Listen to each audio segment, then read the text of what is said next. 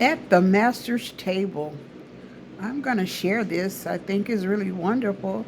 That was written, giving all credit to this website. Bible study, Isaiah 54, the 1 through 17th verse. Isaiah 54, lesson from the text, making the desolate plentiful.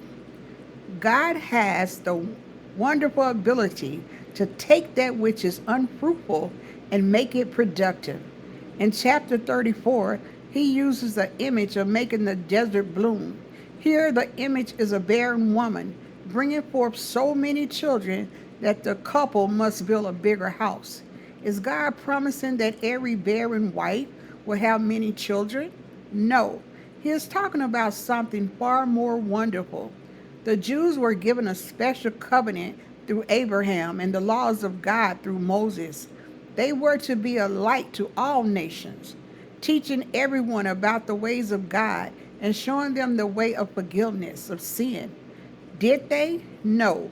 The Jews almost immediately after being liberated from Egypt began turning to idolatry. That's Exodus 32 1 through 4. While they have had some success stories through Joshua, David, Hezekiah, and Joash, for the majority of their time, the Jews have been in sin and a cause for the name of God to be blasphemed by other nations. Ezekiel 36 20 through 22. They are in producing children of God. What did God do?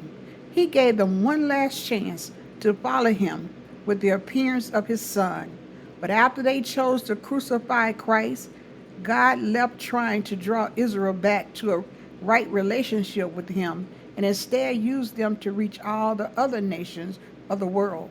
He used the persecution of the early church to force believers into the Gentile nation. He used the fanaticism of the Jews to chase believers in the Gentiles nation to make them constantly move from city to city, thus speaking the gospel further.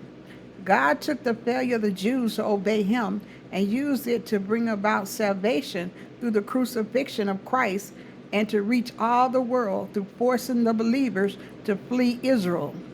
Ultimately, God is talking about turning a failure into a success. No matter how terribly you have failed in life, God can turn you into a success. God can work with you no matter what your current situation is. He can mold you into something beautiful and worthy of God's praise. Consider Paul. He was zealously killing the saints until God appeared to him on the road to Damascus. That's in Acts 9 1 through 8.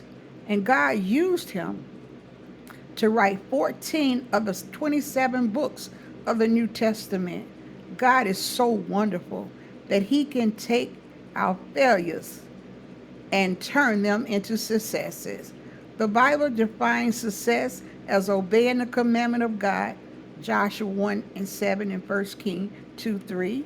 When we follow the will of God for our lives, then we are fulfilling the purpose of our existence by performing the role for which we were created. There is no greater success than to be exactly who we were designed to be.